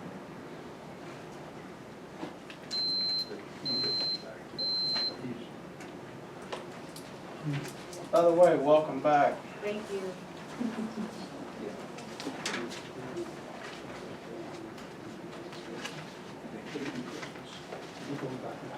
is the board attorney not on them list here? Well, you guys always just You guys do do that in separate? conjunction with that, so Okay. if you wanna make that a We do separate. have, and for Hey, you might wanna stick around for this. contract for board attorney here. Hey, Bob, Do we, You might want to stick around, we're gonna either hire you or fire you. Do you want to know if do we, No, I don't want to know the We're gonna do him any favors. I quit. do we have a motion to retain him as our attorney for the board? I'll open that up. I'll make the motion. And I'll say, I'm unanimous. We need to. He said he will fill in the blanks and he can bring that back once you guys sign. Okay. Well, I don't want that. I think the amount's on there, that's. The amount's the same. Yeah, the I'm amount's gonna revert back a minute. Now that Josh is taking this new position, we're gonna have to, we need to hire somebody to replace him. So we need to get that set up. We made our decision. Now we've gotta move on to the next I position. guess we should. Yes, if he accepts the position, should we talk to him about, I'm sure he would, it's gonna take. I agree, I You understand. know, but I think at that point, yeah, I think if he accepts posted, then you'd have posted, yeah. Yeah, You also probably And- need to let him know when he starts. yes. Talking about Josh Caldwell? Yes. He just walked through, you mean grab him? Was he jumping up and down? Well, no, I thought, you mean grab him? No. Okay. All right, Tammy, do we need to just recess or do we need to adjourn and reopen this to 5? Recess. Yeah, it'd probably be the better thing to do, I agree. Okay. We just recess and then reconvene at 5. Okay, all right, so, at that point, we will, recess this meeting until 5 PM, and it'll be back, you need something, Jerry? I was just gonna, is it okay to say something? Yes. I mean, just, on the courthouse security was the only thing I was gonna mention. Okay. Is that okay? All right, yeah. We had Right some, there. okay, yeah. We had a general inspection this morning, we was doing some, that's why I couldn't make it earlier, so I apologize for that. Seems things are going fine. We're not hearing any complaints. I did tell them that if they had something they wanted changed, all the offices, that they needed to contact you guys in a meeting and let you know what the changes would be, that we were open, if there was something that needed to be done, we were happy to, make those changes. So, but, seems to be everything's going smooth. Tammy helped us over some boxes, and we got all the stuff we needed for that. Right now, I think we're in good shape, I really do. I know they moved them, it seemed like they moved them through pretty quick there, and I thought it'd be probably a little bit more bottlenecked up, but they seem to be doing a good job about getting them in and out there, and I've not heard any complaints yet myself. I've not heard. Didn't make time for happy. Yeah, they got all up front, yeah. But, and the other thing I had was just a contract here for the dental thing. I got you. We've got You already did? got that taken care Good of. deal. Got that taken care of for you, so. Tammy then. And again, I apologize for not being here, I It's had okay. that going We on. understand, And we I'll understand. do that, and I've got it signed by Bob too. Thank you. Did you have any questions for me? He occasionally says no inmates, doesn't he? Yeah. Okay. I mean, a lot of times the last one to take care of things, they're only gonna be in there a few days. Yeah, you got any questions, anybody? Mike, yes, sir. Oh, by the way, you're over cars, junk cars. What's that? We're gonna give you junk cars, take care of them. Well, we actually, we need to sit down and talk about that, because we got some stuff that's on that list that really don't need to be on the list. you know? That's not what he's talking about. your cars. Oh, okay. We're talking about junk cars in Oh, people's okay. yards. You weren't here for that discussion. We did have some cars that was. We'll talk about it later. I think it's abandoned vehicle ordinance. Oh, okay. I'll Okay. try to find that. There 'cause should it's be, you old. should have an I've got a order copy, somewhere. I've got a copy of the ordinances. so- Okay. Yeah, the one that, I assume it's the same one I had when I was over there. That's Probably one was cent. the- Yeah, when we tag the cars and all that stuff, yeah. Somebody has to enforce it. Yeah, actually, there's a place in the taxation where you can actually, if that person owns property, you can charge that removal fee back on their property taxes. There's actually a special assessment. But I don't have We a. were arguing that point earlier. There you go. Yeah, just let me know. All right. Any other questions? And I'll see y'all in February, or next meeting. Yes, because we do. Thanks, Not sir. at 5, but the next one. Thank you. I've been a member of the handbook committee, spent numerous hours working with auditors and our HR firm. I would ask that you would never knowingly violate the handbook. Never what, Mike? I'm sorry. Would never knowingly violate the handbook if at all possible. If you think there's a provision there which covers this situation or any other situation, as a member of the handbook committee, I would appreciate it if you would stick with the handbook. We spent a lot of time putting that handbook together and a lot of money. And it's been a long time with our HR firm, and anything you think needs to be changed in there, you can see the handbook. We'll sit down and take a look. Is that the personnel committee that things like? It's been violated in the past, it's not, something's been brought to our attention. Okay. All right, thank you, Mike. All right, we will adjourn, no, or not adjourn, recess until 5 o'clock this evening. I mean, wishy-washy. 5 o'clock this evening, and they'll be back upstairs in the commissioner's room at 5 o'clock. And again, thank you all for being here. Thanks for your patience. Thank you. Come on. Turn this over. Bobby, hold on. Thank you. It's all set. Discussion? I will go ahead and re-announce the people who bid and the amounts. That's okay, I did the spreadsheet. There's one for each one. Thank you. ENV paving was $1,390,819.32. Almera, $1,237,724.36. All-Star, $1,384,729. Wingham, $1,227,688.76. And MAC, $1,145,386.08. Forgive me, what's this? This is not, I thought you had a spreadsheet for what you just read. That is, honey. It's every row and each amount per row. Okay, I thought you and had a total. spreadsheet of each bidder. It is. They're all at top here. Sorry. Okay. And then see the row. Okay. So with that being said, I have a question. yes. Where, I know, this is crossing money, correct? Correct. Where are we with what we got from the grant, what money we're putting in?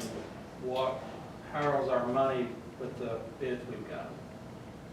For this one, you mean where's it coming from? No, no, Oh, we got so much we can spend and Correct. there's bids. I mean, Correct. Where are we at with? we actually had 3 that was under that amount and 2 that was over that amount. That's what I'm Yeah, trying to get at. yeah, out of the 5, there was 3 under and 2 over.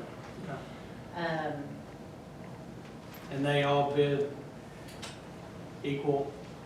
Because I know in the past, some have bid certain roads, some didn't bid the complete package. This time, every contractor bid every road. Yeah, last year, I think we had Temple that just picked out certain roads, and they did not bid this year, so everyone did bid. Are we voting per road or per? Okay. Yeah, okay. So I want to be sure. With the results that we had from last year, from MAC, and I have videos of the road, and I have some emails here. I am asking that you not accept low bid tonight, and that you go with the next bid. And that's based off of what we've talked about with some cracking in the road. Correct, and I have videos of every road here. I also CC'd you all in the emails and the council for the email I sent to the CEO of MAC. I saw that. So, And the road crew that met with me and then dropped me off and took MAC to the rest of the roads is actually here tonight. And they can tell you too that none of us felt like they were going to do what we thought was best for the roads, which in the contract states they are responsible. well, I saw in the email that from the response from MAC was that they were going to crack seal the places. Well, I mean, these roads are less than 3 or 4 months old and we're crack sealing already, so I really wasn't the way I thought we were going to repair, so. And in turn of that, we didn't even get any ice or snow or anything else on these roads to know that if they're gonna crack, fall apart or whatever after, we get a hard snow on them or a hard freeze, so. Have you got any, I saw a response from him, but did you get another response I besides? have not received any other responses. We actually didn't even know which day they were gonna be where. And I believe Philip Shepherd went home one night or came to work one night and saw a spot on Bridgewater. And then someone went out one day, just on the way out and saw him trying to fix the spot on Cutshaw. So we really didn't even know they were out there. I guess another question I have is, what would be the proper way to fix those cracks? Which ones? Well, I'm saying, I mean, do you cut out a section and repave that section? Do you, how would you repair those besides? I would have had a skin overlay put on it. Personally, on Christie, I would have. Yeah, it's not regrind.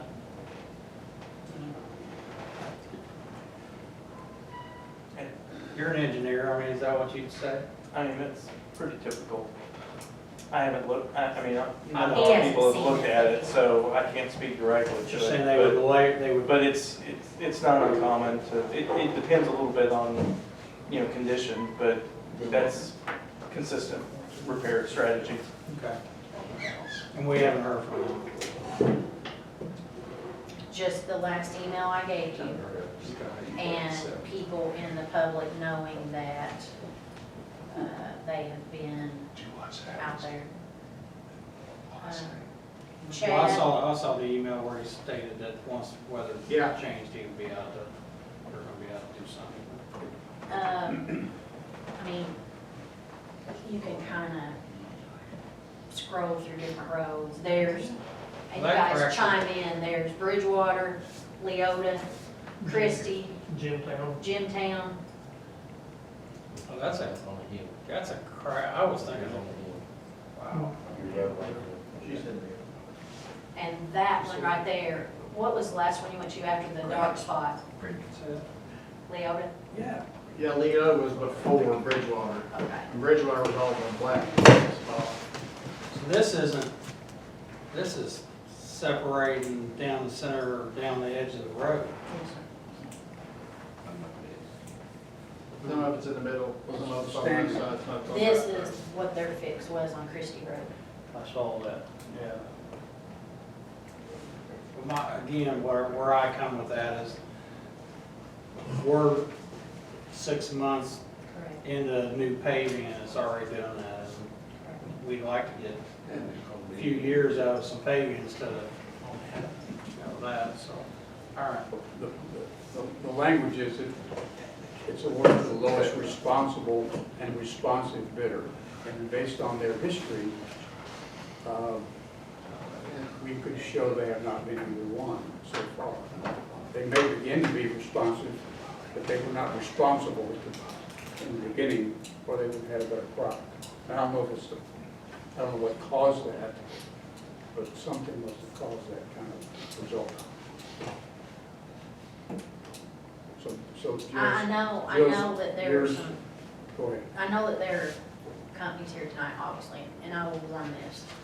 You know, one of their statements was, Mac's statements was that they videoed the roads prior and that it's our base and it's our this and that. But I'm going to warn any contractor that, in my opinion, if you thought it was such a bad base, you know, I would hope that you would come to us prior to fixing that road and say, hey, look, your numbers are wrong here. This isn't gonna last, this isn't gonna this isn't gonna that. So you don't feel like the communication is very well? No, sir.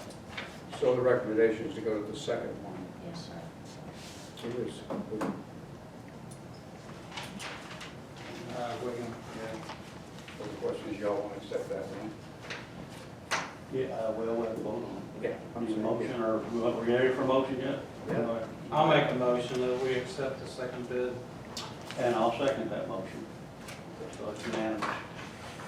And I might add, we put on here that, we're just two of us here now from the previous meeting. I'll have to leave. Then, bottom, if you wanna start slicing, We haven't been open yet. no, I'm sorry. I can start, I can. can't have anything sharp, so. How'd you get this past security? And Probably been in here I bet the they're same day seeing that it you moved in. I bet they can. I'm just gonna open it. I'm gonna open these and let you look at That's them. All you Now, do these are is, just, you're gonna take them. it's gonna be two. All you need to do is make a motion to, I will need these minutes. Yes, yes. You want me to open it? Yeah, okay. That you'll take, all you need to do is make a motion that you'll take these bids, under advisement, and then at the next commissioners meeting, I will have a spreadsheet, and all these are fuel, bituminous. There's probably some here tonight that want the bituminous red. We're not voting tonight. Correct.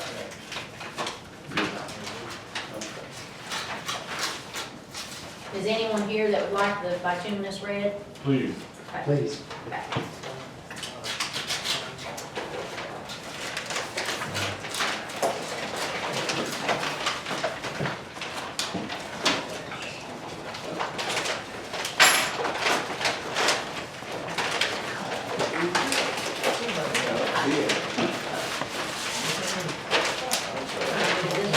Yeah, mine have no.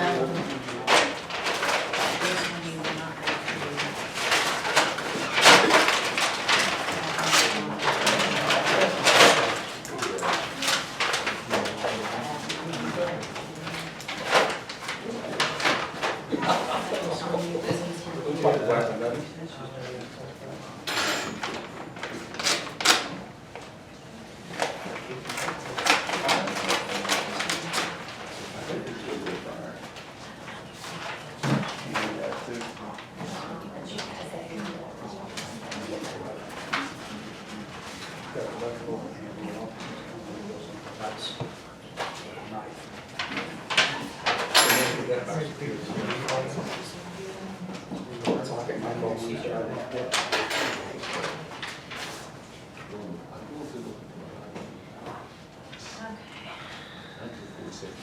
This is going to be.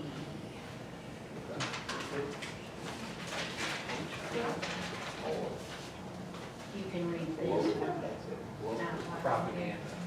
And just keep this together if you would, and then slide it back in the envelope.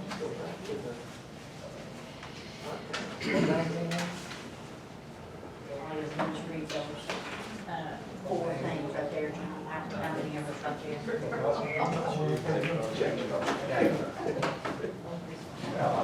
You need to No, you read read it out that, loud. you read that. Is, the first one that we got is Omera, is that right? You just want me to read these 4, right? Yes, what it is and the amount.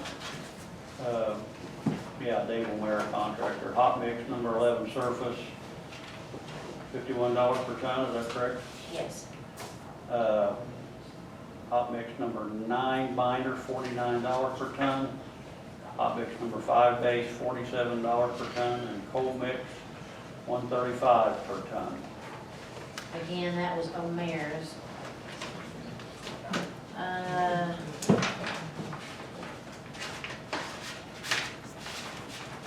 This one is Bitumen, I guess, in Charlestown. Never heard of them. But right here is the amounts, John. It's on the one line right there, do you see it? And this says, see if that's it earlier.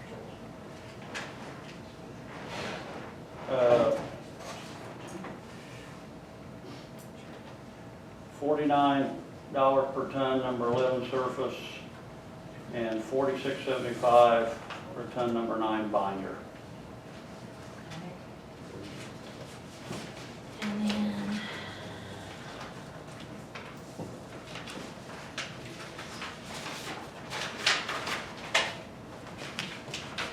Does anybody want to know aggregate prices? Yes, please, if you don't mind. Okay. I'll just go over my list right here. Let's see, 20 plant prices, sizes 11 $13.45. Size 5, $11.80. Size 8, $12.10. Size 9, $12.25. Revetment riprap, $12.35. Size 53, $9.50. Size 2, $9.50. Size 73, $9.55. DRB, $9.30. And that was from Hanson. Okay. And then these last two are from Mac, and there's 3 on that one and 1 on this one. Item 5.1, bituminous materials furnished CPU base, quantity 1, unit ton, unit price 41, I assume it's $41. Item 5.2, bituminous materials furnished CPU intermediate, quantity 1 ton, $43. Item 5.3, bituminous materials furnished CPU surface, quantity 1 unit ton, unit price $47. Item number 4, high performance cold mix, quantity 1 unit per ton, unit price $100. Okay, so if you guys would take the bids under advisement for the next commissioners meeting for approval, then Sounds good, you okay with that? make a motion to do that. Make a motion, take it under advisement. I second. Passes. Is that all? Anything else before we close it? Motion to adjourn? Second. Meeting. Thank you.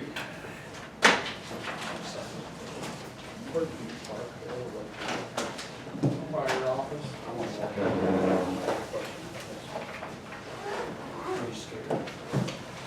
Oh, and you should sign this for me. Just one place? Just the one place, that's it. You want to sign? He showed you.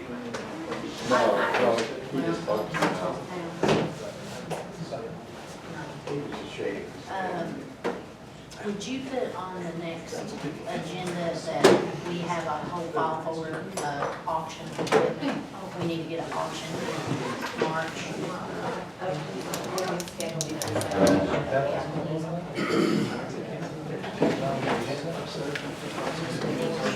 Thank you. Thank you. We're done.